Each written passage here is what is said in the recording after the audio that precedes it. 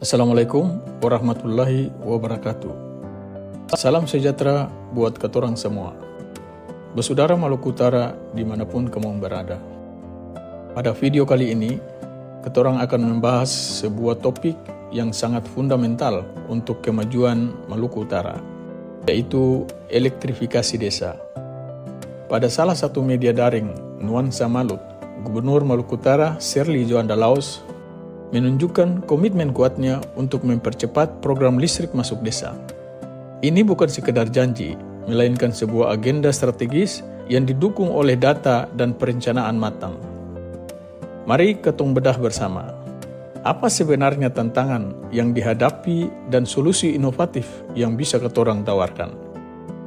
Mengapa akselerasi elektrifikasi ini begitu mendesak?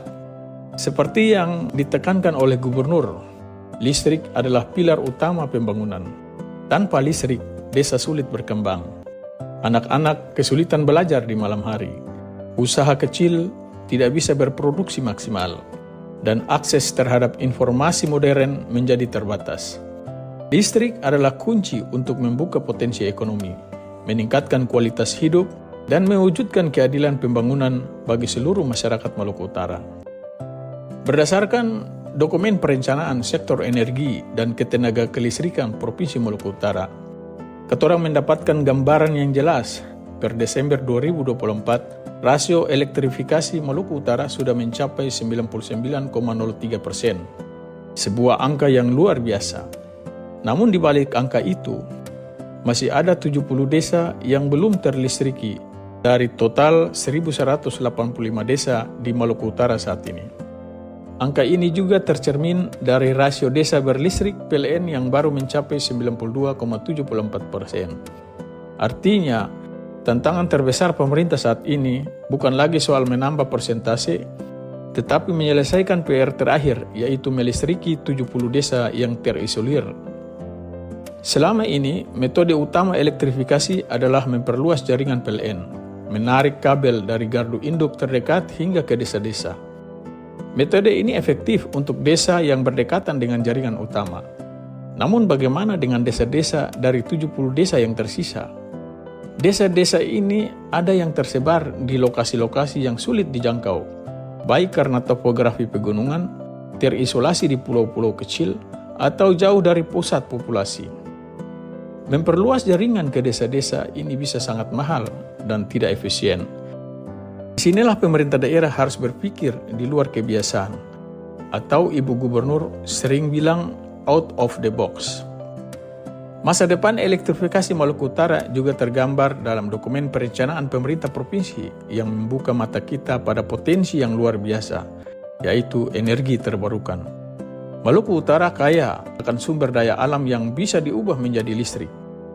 Inilah saatnya pemerintah perlu juga mengadopsi pendekatan diversifikasi di mana solusi kelistrikan disesuaikan dengan karakteristik setiap desa. Mari ketong bahas beberapa metode inovatif yang bisa diterapkan. Untuk desa-desa seperti Lif Matola, Pasipa, Limbo, Pancoran, Joronga, Pasir Putih, Kasiruta, Makean, Kayoa, Loloda, dan desa-desa lain di pulau-pulau yang memiliki lahan kosong atau atap rumah warga yang bisa dimanfaatkan, PLTS komunal adalah solusi mandiri yang ideal. Panel surya akan menyerap energi matahari di siang hari dan menyimpan dalam baterai untuk digunakan di malam hari. PLTS ini bisa dibangun dengan cepat dan tidak memerlukan kabel panjang dari PLN. Untuk desa-desa yang berada di dekat aliran sungai kecil yang memiliki debit air stabil seperti Kawalo, Goal, dan beberapa desa lain, PLTMH atau pembangkit listrik tenaga mikrohidro adalah pilihan yang sangat efisien. Dengan memanfaatkan putaran turbin oleh aliran air, listrik dapat dihasilkan secara terus-menerus. Di daerah-daerah pesisir Taliabo Timur, Mananga, Wailoba, Sum, Woi, Manatahan, Ganeluar, Akelamo, Tatam, Bajo, Baja, Supu, dan desa-desa pesisir lainnya yang memiliki angin kencang dan stabil, turbin angin dapat menjadi sumber energi yang andal untuk melistriki desa mereka. Bagi desa-desa di Halmahera Barat, Halmahera Tengah, Halmahera Selatan, dan Halmahera Utara dengan aktivitas pertanian atau peternakan yang tinggi, limbah organik seperti kotoran sapi atau sisa tanaman bisa diolah menjadi gas yang kemudian membakar generator untuk menghasilkan listrik. Ini adalah solusi ganda mengatasi masalah limbah sekaligus menyediakan energi. Di dalam dokumen juga menyebutkan inovasi pembangkit listrik tenaga pasang surut. Ini adalah solusi mutakhir untuk daerah yang memiliki arus pasang surut seperti Selat Capalulu, di mana turbin diletakkan di bawah permukaan air. Keberhasilan program ini tidak bisa hanya dibebankan pada pemerintah provinsi atau PLN. Diperlukan kolaborasi strategis dari semua pihak. Pemerintah provinsi maupun kabupaten berperan menyediakan regulasi dan insentif.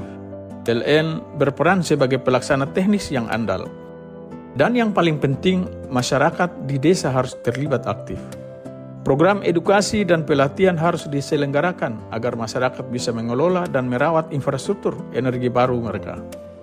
Saat ini banyak PLTS di beberapa desa tidak terpakai lagi karena persoalan perawatan. Pemerintah agar mendorong investor swasta dan lembaga non-pemerintah agar bisa ikut berperan, baik melalui skema pendanaan maupun transfer teknologi. Elektrifikasi 70 desa di Maluku Utara adalah tantangan, namun juga merupakan peluang emas.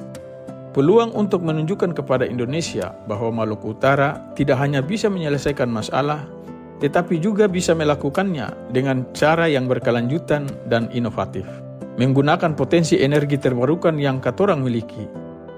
Mari bersama-sama katorang jadikan Maluku Utara sebagai contoh bagaimana komitmen politik, data yang akurat, dan teknologi yang cerdas dapat bersatu untuk menerangi setiap sudut negeri, memajukan ekonomi dan membawa kesejahteraan bagi seluruh masyarakat Maluku Utara. Demikian pendapat kami. Bagi teman-teman yang memiliki pendapat lain, silakan berikan komentar di bawah ini. Terima kasih atas atensinya. Wassalamualaikum warahmatullahi wabarakatuh. Salam dari Kayu Merah Puncak.